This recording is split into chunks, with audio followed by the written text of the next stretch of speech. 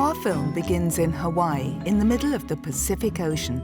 In spite of the island's remote location, it has also fallen victim to the epidemic of the 21st century, plastic.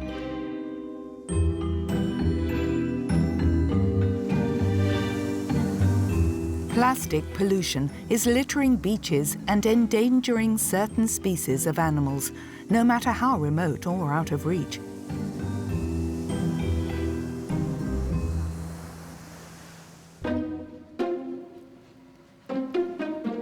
In this laboratory in the north of the archipelago, scientists study marine animals, not plastic, at least in theory. I have no idea what that is, but it's certainly plastic. Jessica Perelman is a biologist. Accustomed to finding plastic in fish stomachs, she has started a very unique collection. Occasionally we'll find plastic bags, and this was all coiled up in the stomach when I found it. And I had no idea what it was until I unfolded it and just... How did you react when you find this in the stomach? I was shocked. I started, documenting it and measuring it, taking photos, showing whoever else was around in the lab, and we were just, shocked to think that these fish are really ingesting this. I mean, to her disbelief, the scientist has found plastic in an unlikely specimen known as the lancet fish.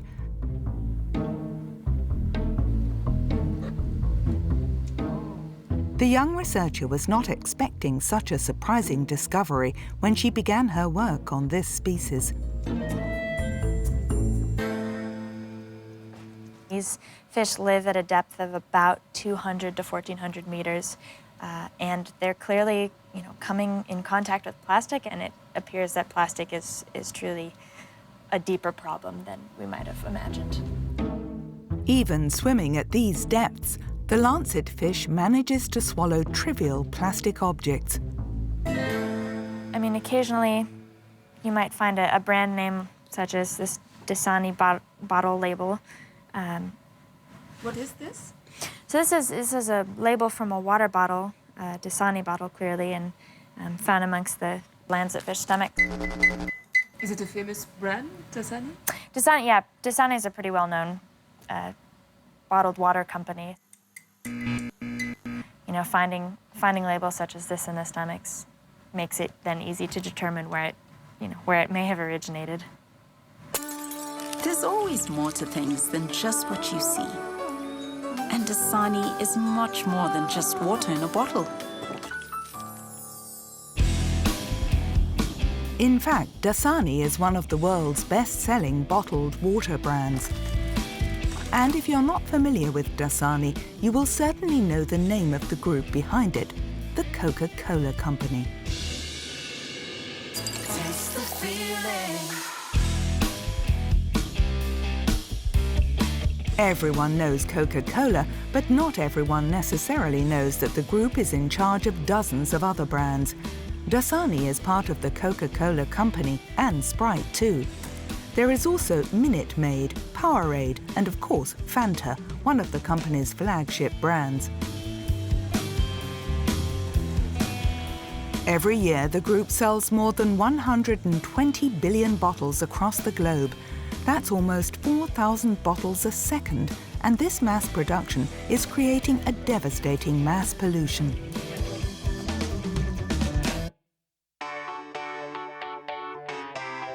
In January 2018, the multinational made a bold announcement. By 2030, the brand is promising a world without waste. And it's James Quincy, Coca-Cola's CEO, who is leading the movement. What we need to create is the circular economy. We need to create value for that. It's absolutely doable. A world without waste, thanks to unlimited plastic recycling. But how reliable are the promises of this multinational? Can recycling really make this problem go away? With plastic becoming a global catastrophe, we investigated the company's promises and uncovered a secret strategy which contradicts their convincing pledges. On a l'impression que vous jouez double jeu. C'est pas un double jeu si ça ne reflète pas notre politique aujourd'hui. For decades, the multinational has been aware of the damage that its plastic bottles are capable of causing, but responsibility has never appeared to fall on them. What is the reason behind this? Because ultimately it means higher costs for them. In Africa, far from the soda giant's American headquarters, we are going to expose the truth behind the so-called recycling economy that Coke is trying to promote. Nimesema ni hii pamoja na hizi. Yeah. Hii sipati ya kujitosheleza isipokuwa na mahitaji yangu yale lazima tu. Come on, one last drink for the road. Welcome to the wonderful world of the plastic promises of the Coca-Cola Company.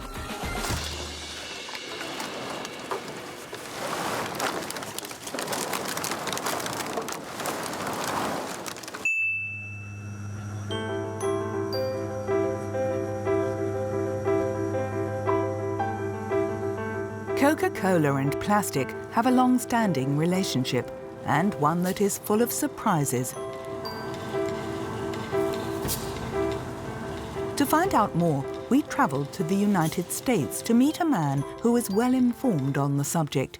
He lives in this small house in Virginia. Hi, guys. Hello, Bart. Nice to meet you. Nice to meet you. Yes. Sandrine. Welcome to Virginia. Coming Thank down you. It's this way. difficult to find your house. I know. Well, I hope the drive was good. Yeah, well, come on great. in. Come on in. Thanks. Yeah.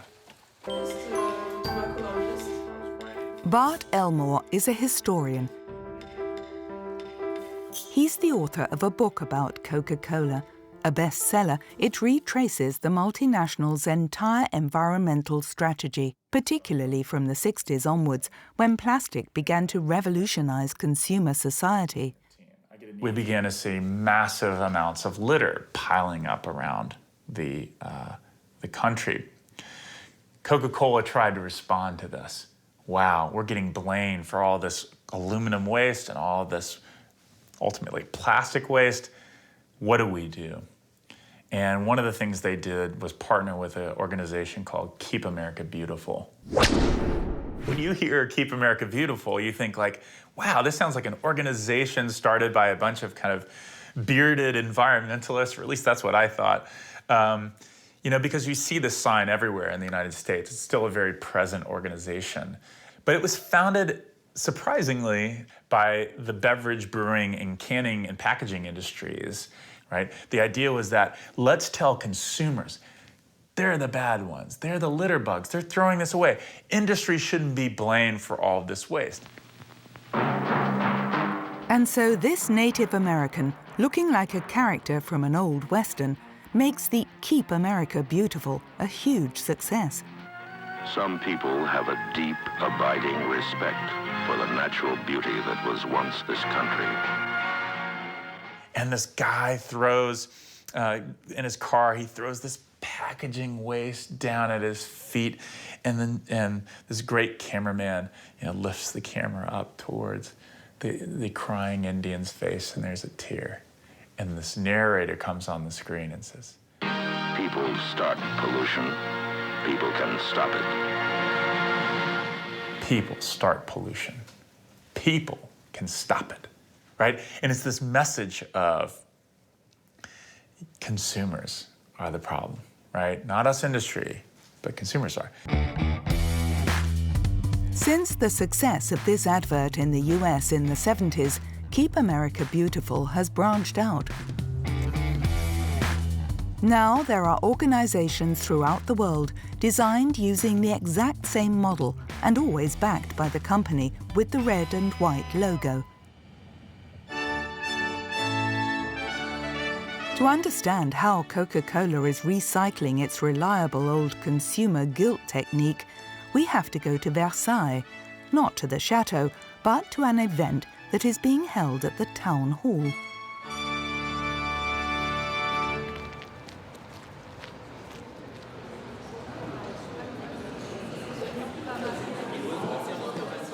It is an important conference with several elected officials from all over Europe. They're here to speak about the cleanliness of their towns, and it's serious stuff. They're even discussing the colour of their trash cans. L'Allemagne n'avait pas ces corbeilles en orange fluo. Tout le simple fait d'avoir rendu les corbeilles visibles avait permis une meilleure utilisation. To conclude the meeting, the guest of honour makes a speech. This time, it's the director of Keep Scotland Beautiful, an association partly financed by Coca-Cola, like Keep America Beautiful. And it seems Derek Robertson is a fan of soda.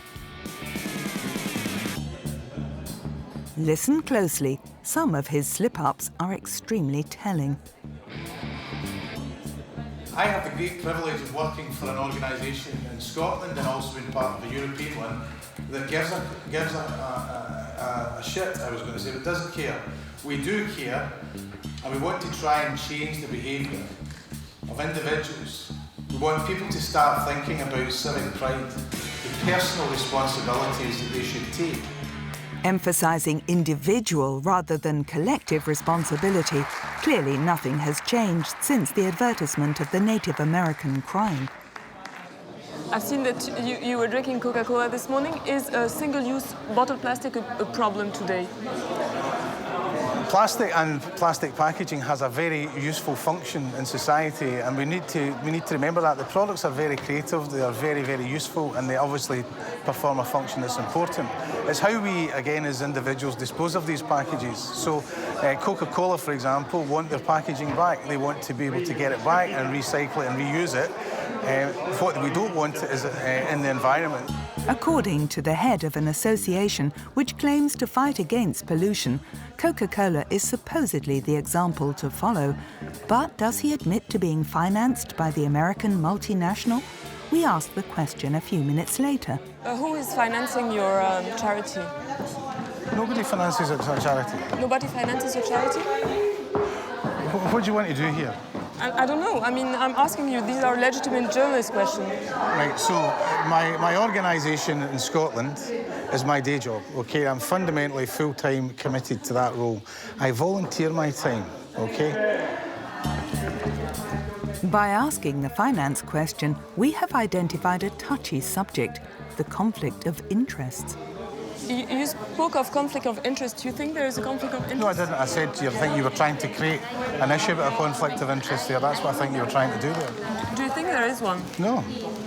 Who your sponsors are? I don't have sponsors. Again, it's a different model, and I'm not about to start explaining how charities... Is it that a secret or...? No, you can go and look at our accounts if you want to see what it says. Who are they? We don't have sponsors, and I work in partnership with the Scottish Government, with Scottish municipalities, and they hire our expertise. And some companies? And some companies, yeah. Like? How long would you want? Loads of them. Coca-Cola, H&M, McDonald's, Wrigley's, Starbucks. Lots of big brand names. We had to insist. Since the 60s, Coca-Cola has been paving the way for other multinationals. But what if the soda giant really had decided to change? A few months ago, upon launching its program for a world without waste, the company announced a set of very ambitious measures to resolve the plastic pollution problem. For Coca-Cola, the solution is recycling. The concept is simple: collect used bottles to make new ones out of them.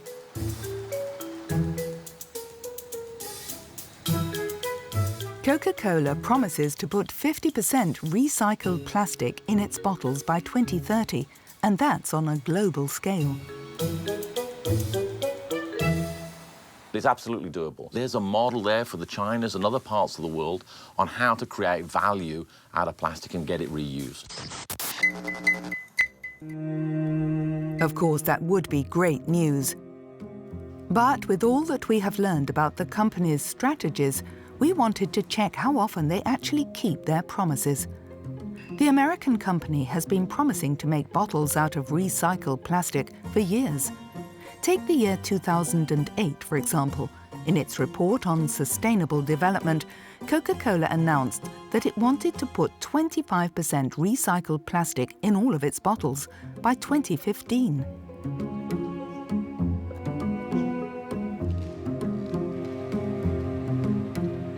For a long time, we sought to find any trace of this in the report from 2015. The company never clearly states whether or not their promise was kept. We end up finding a single figure, 12.4%. At first glance, it's easy to believe that this is the percentage of recycled plastic used by Coca-Cola. But after taking a closer look, 12.4% turns out to be the total percentage of recycled and renewable materials used. The problem is that recycled and renewable plastic are two very different things. To decrypt the soda giant's jargon, we arranged a meeting with an NGO that has been interested in the Coca-Cola Group for a long time. Hélène Bourges is a specialist in ocean pollution, and she's going to explain how the multinational twists words and statistics. Le plastique que Coca appelle renouvelable, c'est du plastique qui est produit à partir de végétaux, comme par exemple le maïs, amidon de maïs. Et d'ailleurs, le nom qu'ils ont trouvé, c'est Plant Bottle avec un petit logo vert, une petite feuille. Mais quel que soit le type de plastique, malheureusement, l'impact est le même. Renewable plastic is essentially plastic made from a plant base, but it's still plastic and therefore it's still bad for the environment. That clears up the words. Now let's move on to the statistics. Et donc, ça ne veut pas dire 12,4% de plastique recyclé? Non, ça ne veut pas dire ça. Et on a un document, en fait, des traces écrites de Coca qui nous explique, dans un échange de mails, que, en fait, c'est uniquement 7% de plastique recyclé contenu en moyenne dans les bouteilles au niveau mondial. Et sachant que l'objectif en 2015 était 25%. We are clearly very far from the target. From the NGO's point of view, Coca-Cola's recycling targets are first and foremost a marketing ploy to ensure that the consumer keeps buying their plastic bottles. Ces entreprises-là, qui utilisent énormément de plastique, elles trouvent dans le recyclage la solution qu'elles peuvent vendre à l'opinion publique. Mais le problème, c'est que le recyclage, c'est pas toute la solution. Là, on a atteint un niveau de production de plastique qui est tel que le recyclage ne permettra pas de tout reprendre et tout transformer et recréer 100%. Ça n'existe pas.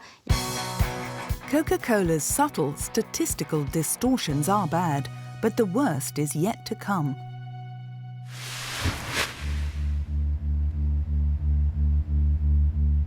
We uncovered something far worse in this envelope, which contains dozens of letters and internal records from Coca-Cola. These documents should have remained confidential, but they were published anonymously on the internet a few months ago.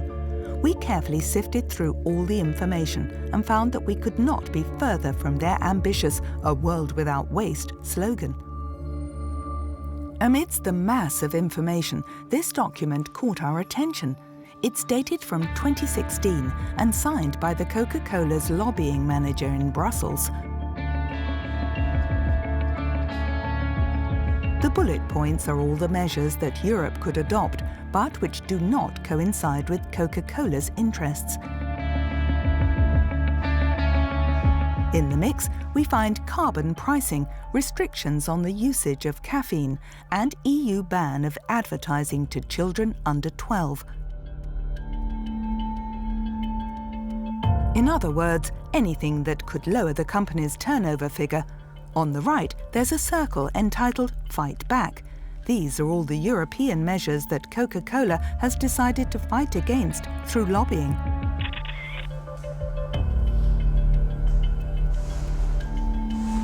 And amongst the measures that Coca-Cola downright refuses, we find increased collection and recycling targets.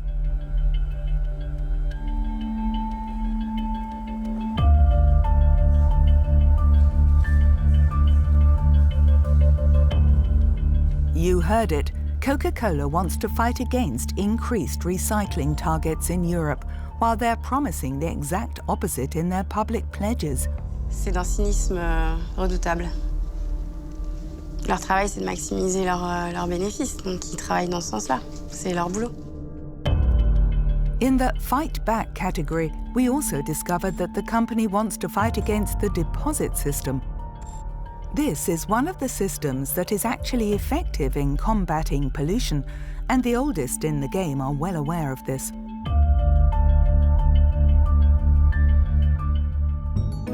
The The deposit system works like this. When you buy your drink, you pay, let's say, €1 for it. And you also pay an extra charge, the deposit. Let's say 20 cents per bottle. In total, it'd cost you €1.20. But if you bring back the bottle, you'd get your 20 cents back. And so, all of a sudden, no one wants to throw their bottles away anymore.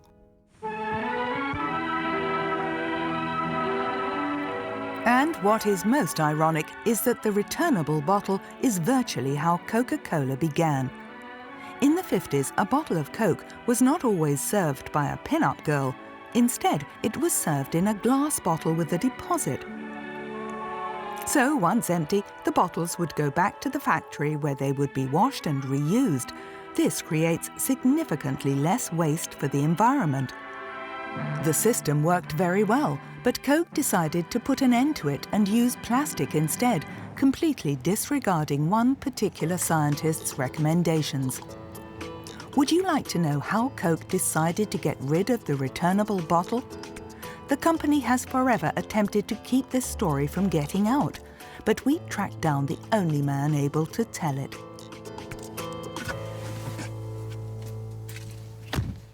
Today, he is enjoying a discreet retirement in Michigan, in the United States. Hello, I'm Sandrine Rigaud. Good to meet you. Nice to meet you. Thank you very much for welcoming us. Please enter. Thank you. Thank you very much. This gentleman is called Arsène Darnay.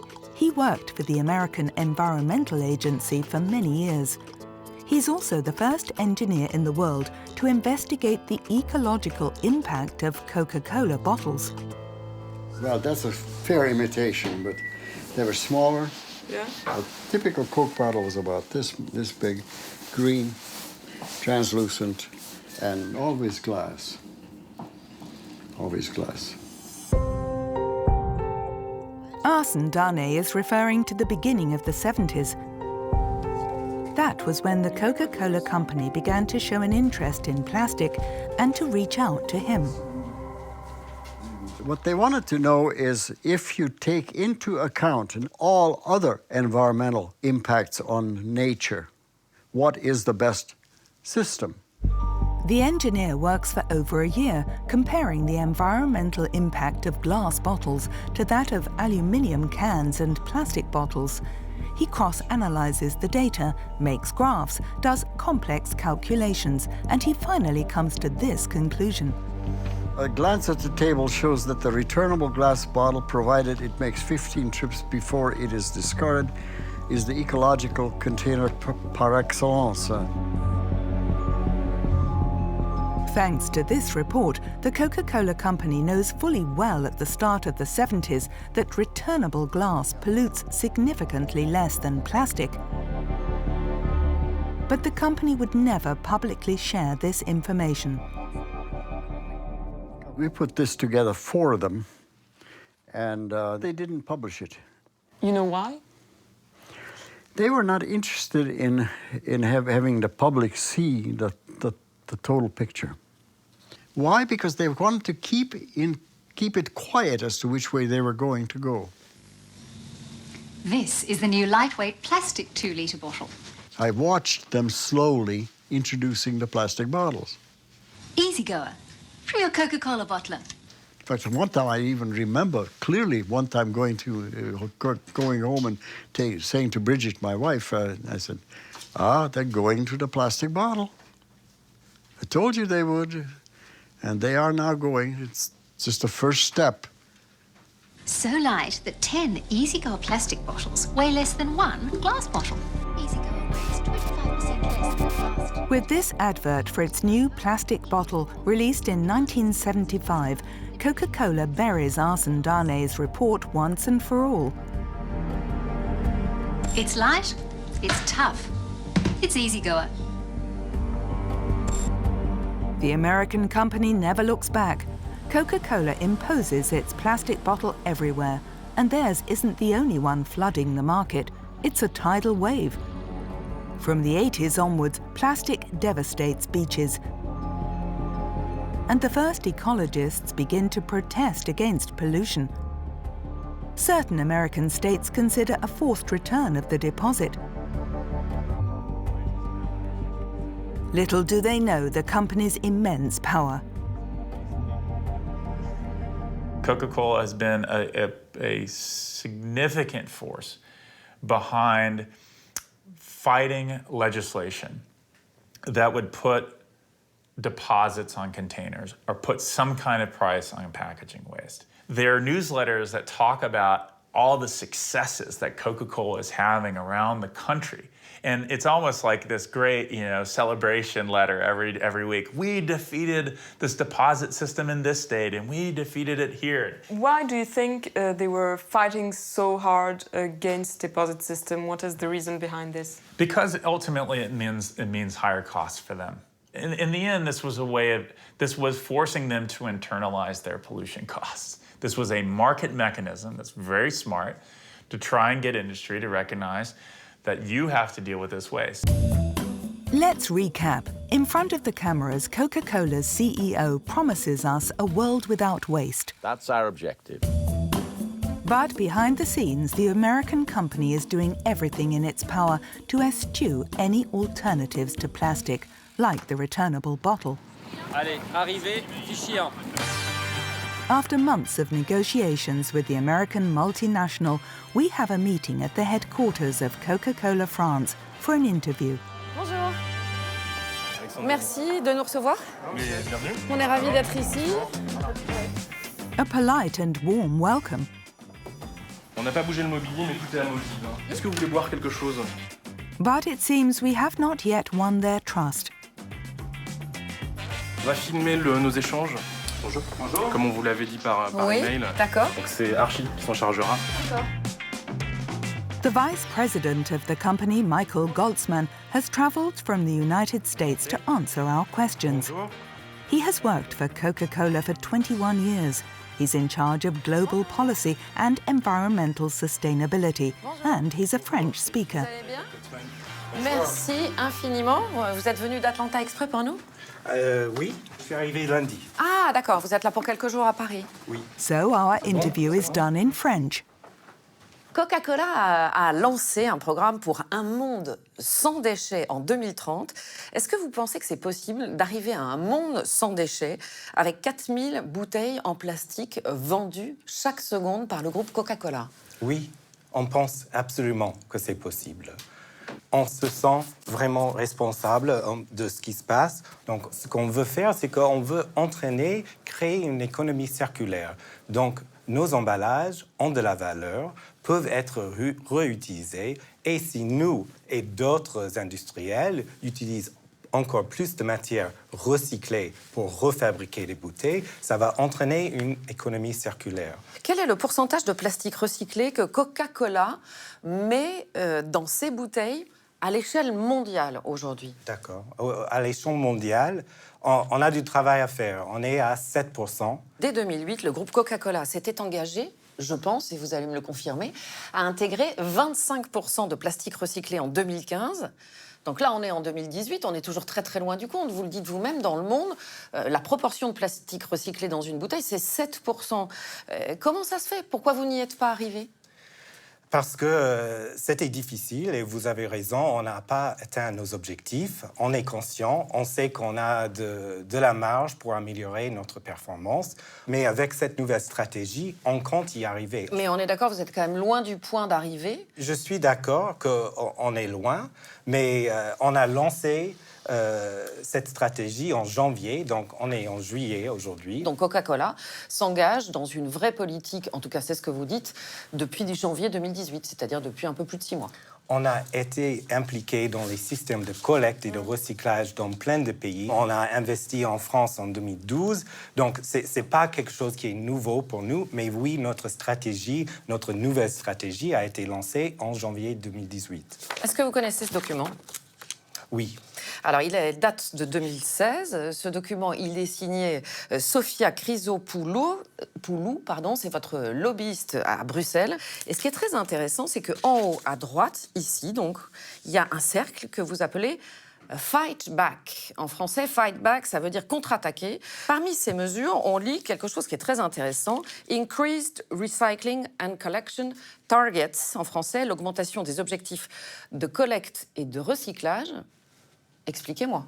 ce document ne reflète pas notre stratégie aujourd'hui. C'est un document Coca-Cola. C'est un vieux document, comme vous avez dit, qui date de 2016. Il n'est pas vieux, il a 2 ans. Notre nouvelle stratégie a été lancée en janvier et ce document ne reflète pas cette stratégie et ne reflète pas la politique aujourd'hui. Attendez, Monsieur Goldsman, vous m'avez dit il y a quelques minutes seulement, nous, la préoccupation du plastique, du recyclage, etc., c'est quelque chose qu'on a depuis longtemps. 2016, votre lobbyiste en chef à Bruxelles, face à l'Europe, dit très clairement que parmi les mesures à contre-attaquer, il y a l'augmentation des objectifs de collecte et de recyclage. Je vous ai dit que ce document ne représente pas notre politique aujourd'hui. C'est ça qui est important. C'est ce qu'on veut faire aujourd'hui. Attendez, il y a 2 ans. Il y a 2 ans, vous étiez contre l'augmentation des objectifs de collecte. Est-ce qu'on va parler de ce qui s'est passé il y a 2 ans ou est-ce qu'on va parler de ce qu'on entend faire et on est en train de faire aujourd'hui pour créer un système qui va aider à collecter, réutiliser, travailler avec d'autres partenaires, d'assurer qu'on crée une économie circulaire. Pardonnez-moi, mais on a l'impression que vous jouez double jeu, très clairement. Parce que d'un côté, vous vous engagez pour une politique de recyclage dès 2008, donc bien avant 2016, et de l'autre, vos lobbyistes à Bruxelles se battent contre l'augmentation des objectifs de collecte et de recyclage en Europe. Ce document ne représente pas notre politique aujourd'hui. J'ai compris. Mais vous ne me répondez pas sur ce double jeu. C'est pas un double jeu si ça ne reflète pas notre politique aujourd'hui. Juste une question. Sofia Chrysopoulou, elle est toujours votre lobbyiste à Bruxelles? Oui. Ça veut dire qu'elle a refait son graphique, alors c'est plus le même aujourd'hui? Oui, c'est pas le même. Mais vous pouvez nous donner le nouveau graphique? Non, j'ai pas un graphique à vous donner. Toujours dans ce graphique, je suis désolée, hein, mais il est quand même important ce graphique parce que c'est un document interne à Coca-Cola. Dans la catégorie des mesures à combattre, il y a le terme EU Scheme for Deposit Systems. En français, ça veut dire un système de consignes. À l'époque, on soutenait pas les systèmes de consignes, mais aujourd'hui, on est prêt à les soutenir et justement, on participe dans plus de 40 systèmes. Donc là encore, vous avez changé d'avis? On a changé d'avis. D'accord. En 2 ans, vous avez changé radicalement. C'est-à-dire que là, vous disiez, il faut contre-attaquer en 2016. Et là, en 2018, vous dites, on est pour. Ça a été quoi le déclic? On est en communication avec des tierces parties tout le temps. On a des dialogues tout le temps et on réévalue régulièrement nos politiques. Et on a décidé que c'est le moment de vraiment investir. Et on a travaillé sur le terrain, on a des actions qui démontrent qu'on est sincère, on est convaincu qu'on peut le faire. D'un côté, vous me dites oui, on était sincère, mais on n'a pas réussi. Et puis voilà, et puis de l'autre côté, il y a ça. Et donc, il y a votre stratégie, elle aurait dû rester secrète, hein, d'ailleurs. Donc, votre sincérité, si vous voulez, j'ai des doutes. On dirait qu'elle est à géométrie variable. Vous avez le droit d'avoir des doutes, mais je vous demande et je demande à votre public de regarder nos actions dès maintenant, de ce qu'on va faire, et ils peuvent juger si on est sincère ou pas. Before judging their actions, let's take a little trip. Unforgettable Tanzania.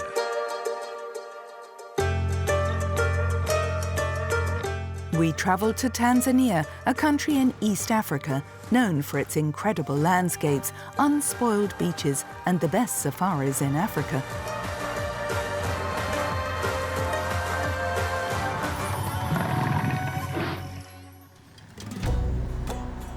However, what this promotional film does not specify is that Tanzania is also the incredible land of Coca-Cola.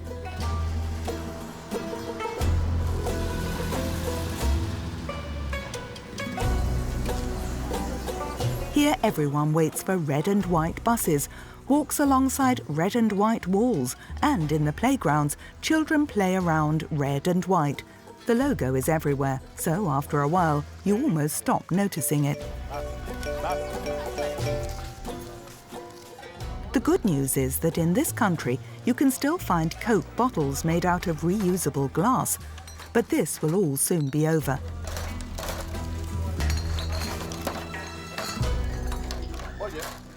The American company is doing in Tanzania what it did in the United States 50 years ago, replacing the glass bottles with plastic ones.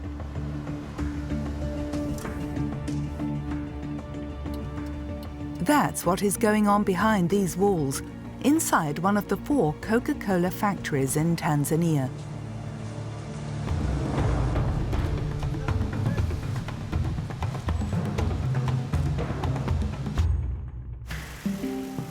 Our guide is James Malaba, the manager of the new production line, a production line which only makes plastic bottles.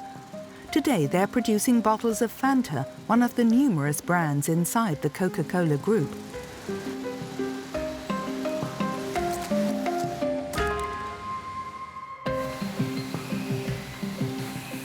Everything is automated and the equipment is brand new. The bottles are filled behind this window.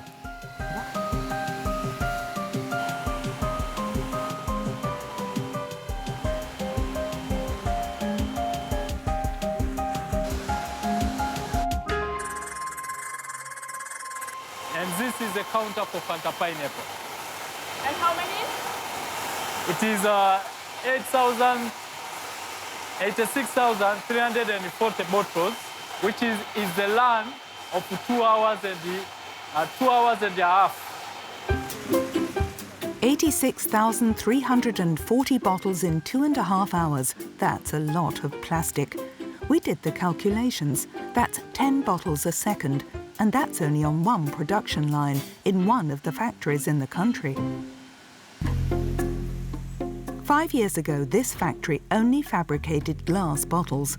But on the day of our visit, the production line for glass bottles is almost at a complete standstill. People, they want to take as a takeaway. Apart from plastic RGB, where you have to do like a butter trade. Apart from that one, even you look in terms of aesthetics, in terms of aesthetic, PT looks good. The aesthetic, perhaps, but the choice of plastic is essentially a money issue. For glass bottles, they have to take care of the return of the glass. But for me, I don't care about the return. I'm only care is it consumed. What our guide is trying to say is that plastic doesn't seem to be a problem for the environment in Tanzania. So it's come like a business. You see, everyone now take it as a business perspective, so he collects all those plastic. That's why 80% has been recycled. Now that our factory visit is finished, we can finally show you the wonders of the unforgettable Tanzania. Unforgettable Tanzania.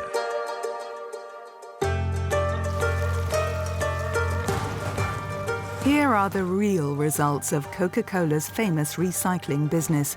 And just by looking at the waste collectors we were told about, it's clear that the recycling business is first and foremost a poverty economy.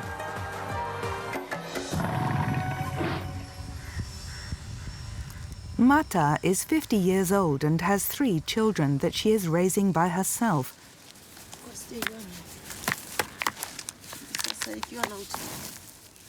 To feed her family, she collects plastic on the beach.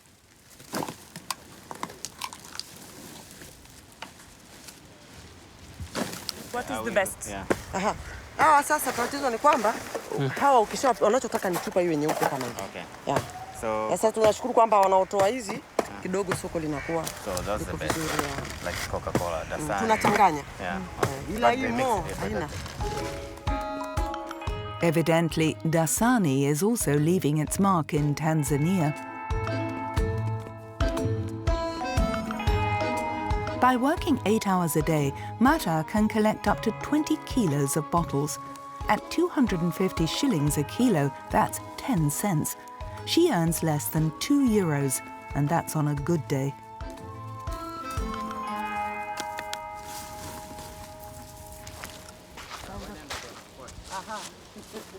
Nimesema ni hii pamoja na hizi. Lakini nasema unavyopata hii unajitosheleza. Sipati ya kujitosheleza isipokuwa na mahitaji yangu yale lazima tu.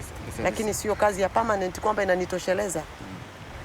Bado iko chini. Ndio hiyo 200? 280. Na ni viwanda vyetu sio kiwanda kimoja. Why the price is down? Inashuka kwa sababu chupa zinakuwa nyingi kiwanda. Too much plastic and too many people like Mata who collect empty bottles just to scrape by.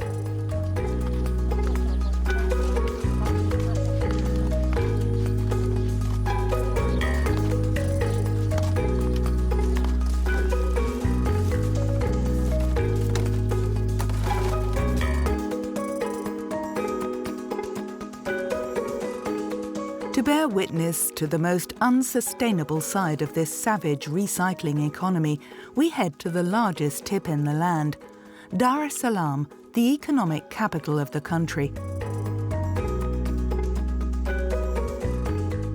Every time a truck arrives to unload waste, it's the same frenzy.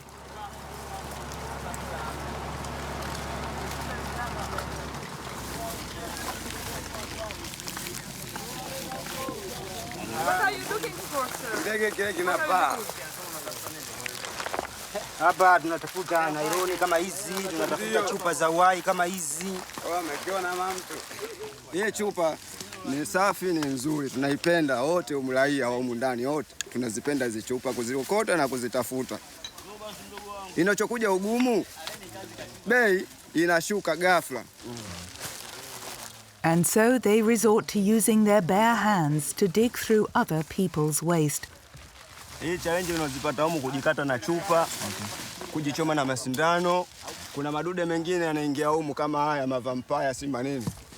Haya maurojo. Sisi yote yanatuasili haya. At age 30, Mwaramu has already spent 2 years rifling through waste in search of plastic. That's more than enough to know that there is only one rule to the recycling business here. Only the strongest make it. Tunaongea ukweli, tumeshachoka. Tumechoka kama hivi tunaumia, lakini hatuonee huruma. Hatuelewi, hatuambiwi. Mmoja akipima basi ndio huyo na sisi tunafuata huko.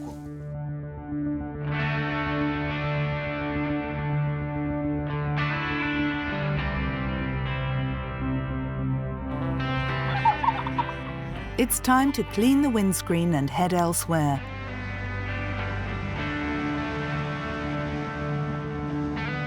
We go to meet the people who dictate the law on the new market for recycled plastic.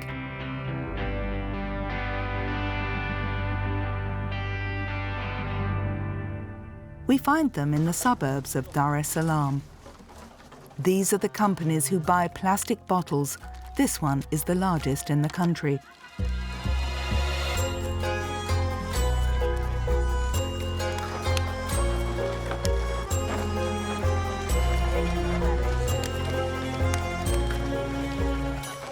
Before coming here, we never would have imagined filming anything quite like this. A mountain of empty plastic bottles that you have to climb with 70 kilograms on your head.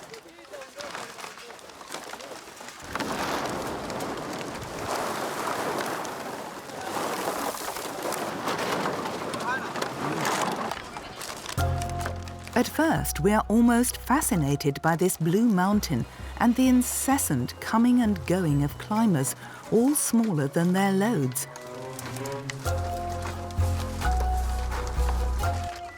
But then we talk to the workers.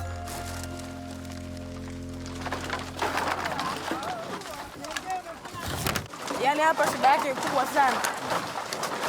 Yani mimi niseme jua. Haki ya Mungu.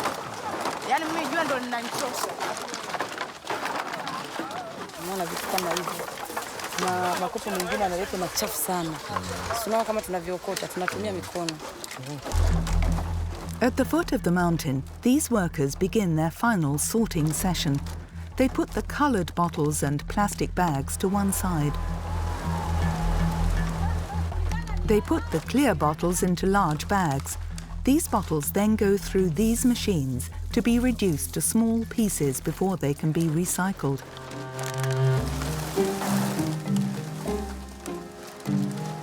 Until very recently, the company exported this plastic to China, the largest buyer of recycled plastic in the world. This is what the site manager is about to explain to us. Yesterday when I was working and asking the collectors to tell me about, they told me the price went down a few months ago. Yeah, they went down. Why? Because China denied to buy this one. We stopped for a while since September and we start on February to export because there was no market. So what did you do when you couldn't export to China? Oh, we keep on buying. We buy and we buy and we buy. You see that mountain? This is because you couldn't sell to China? Yeah. So it accumulates? Yes. In 2017, China announced that it no longer wanted to be the world's largest rubbish bin and that they would stop importing used plastic from January 2018. This decision led to the collapse of the recycled plastic market, a precarious business and an economy that rests entirely on the backs of the most vulnerable.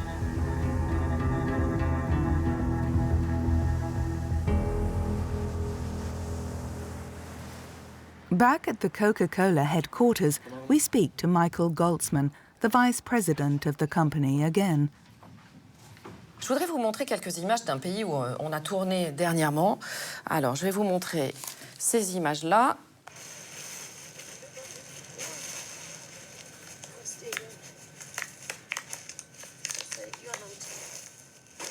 C'est la Tanzanie. Vous êtes déjà allé en Tanzanie? Oui. Donc vous y êtes allé pour le groupe Coca-Cola? Oui. Qu'est-ce que vous y avez fait? Qu'est-ce que vous y avez vu? Ces images plaisent à personne, hein, et on n'est pas content de ce qu'on voit là non plus. Mais c'est justement la raison pour laquelle on lance cette nouvelle stratégie. Vous savez pourquoi on est allé tourner en Tanzanie? Non. Ben, je vais vous l'expliquer, parce qu'il y a 6 ans, Coca-Cola ne vendait en Tanzanie aucune bouteille en plastique. Que des bouteilles en verre, elles étaient consignées. Et aujourd'hui, les usines d'embouteillage de Coca-Cola en Tanzanie misent, mais alors très clairement, sur le plastique. Pourquoi avoir fait ce choix? Le consommateur, comme je vous ai déjà dit, il y a des avantages et des inconvénients pour tous les emballages. Le consommateur cherche aussi la portabilité du boisson. Donc si vous êtes passé du verre au plastique en Tanzanie, c'est de la faute du consommateur? Non, c'était notre choix pour répondre aux demandes des consommateurs, mais ça veut dire qu'on a aussi la responsabilité de mettre en place des systèmes, ce qu'on compte faire maintenant aujourd'hui pour assurer la collecte de ces bouteilles. Mais vous êtes passé du verre au plastique il y a 6 ans, pourquoi vous ne l'avez pas mis en place à ce moment-là, ce système de collecte du plastique? Ce qui compte, c'est qu'aujourd'hui, on est en train de le faire. Bah non, ce qui compte aussi, c'est que pendant 6 ans, vous ne l'avez pas fait. Vous êtes passé du verre au plastique sans prendre en compte tout le système de collecte et de recyclage qu'il fallait mettre en place. Aujourd'hui, on a une nouvelle stratégie et une nouvelle politique. On veut entraîner et créer cette économie circulaire. Vous parlez d'économie circulaire. Économie circulaire, hein, en gros, c'est le business du recyclage. Moi, j'avais envie de vous faire écouter quelques témoignages pour vous montrer à quoi ressemble ce business du recyclage en Tanzanie. Regardez. Nimesema ni hii pamoja na hizi. Hii sipati ya kujitosheleza isipokuwa na mahitaji yangu yale lazima tu. Qu'est-ce que vous en pensez? On pense que nos emballages ont une valeur après avoir utilisé. Et si on investit à tirer la demande en utilisant plus de matières recyclées, ce n'est pas une question qu'il y a trop de plastique, il n'y a pas assez de demande. Donc, si nous, on tire la demande en utilisant plus de ces bouteilles en tant que matière recyclée, ça va aider, ça va créer cette économie. Mais attendez, circulaire. ces gens vont se battre là pour récupérer des bouteilles, pour en tirer quelques centimes. C'est plus de l'économie circulaire, c'est l'économie de la misère. Ça, comme je vous ai dit, il faut mettre en place un système, une infrastructure où ces personnes vont avoir un vrai salaire pour pouvoir travailler dans le ramassage et la collecte des emballages. Moi, je comprends toujours pas pourquoi, quand vous êtes passé du verre au plastique en Tanzanie, vous n'avez pas mis en place l'économie du recyclage, parce que l'économie du recyclage, aujourd'hui, en Tanzanie, ça ressemble à ça.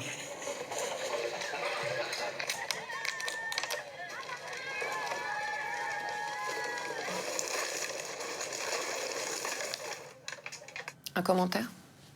Mon commentaire, c'est qu'ils ont besoin de plus de financement pour créer un système, mais on voit aussi que ce qui est collecté, ce sont des bouteilles en PET, parce que ça a de la valeur et ça peut être réutilisé. Qu'est-ce que vous avez regardé sur ces images, les bouteilles en plastique ou les hommes qui les portaient? J'ai regardé entièrement ce que vous m'avez montré. Ce qui est frappant, c'est surtout qu'ils ont des montagnes de plastique sur le dos et qu'on voit que cette industrie du recyclage en Tanzanie, elle n'est pas du tout mise en place. Ils ont des montagnes de plastique, mais ce que nous, on veut dire, c'est que c'est une ressource. Parce que pour vous, en fait, ces images, c'est de la ressource. Notre bouteille peut avoir une valeur. Toutes les bouteilles en PET peuvent avoir une valeur après leur vie, leur première vie. Quand vous voyez ces images, est-ce que vous vous dites pas Nous, Coca-Cola, on a fait une erreur en Tanzanie. Je n'aime pas voir les images, personne n'aime voir ces images. On sait qu'il y a une préoccupation sur le plastique et on met en place aujourd'hui un système pour y répondre. Est-ce que vous pouvez me dire, en Tanzanie, ce que vous avez mis en place concrètement? C'est-à-dire, qu'est-ce que vous avez investi? Qu'est-ce que vous voulez développer pour qu'effectivement, on ne voit plus ces images? Je peux pas... On n'a pas encore lancé ce projet, mais on a des plans... Donc pour l'instant, vous n'avez rien investi? On n'a pas investi aujourd'hui. On est en train de monter le modèle en Tanzanie en utilisant ce qu'on avait fait en Afrique du Sud. Mais il faut revenir dans un an et on va voir ce qu'on a mis en place sur le terrain. Donc dans un an, il y aura quoi en Tanzanie? On va mettre en place le même genre de système. Donc il y aura une usine, il y aura... Dites-moi ce qu'il y aura. Il y a des systèmes de collecte et après il y a des systèmes de conversion, de reconvertir en matière recyclée qui peut être utilisée. Coca-Cola vante un monde sans déchets, c'est le discours de votre PDG, M. Quincy.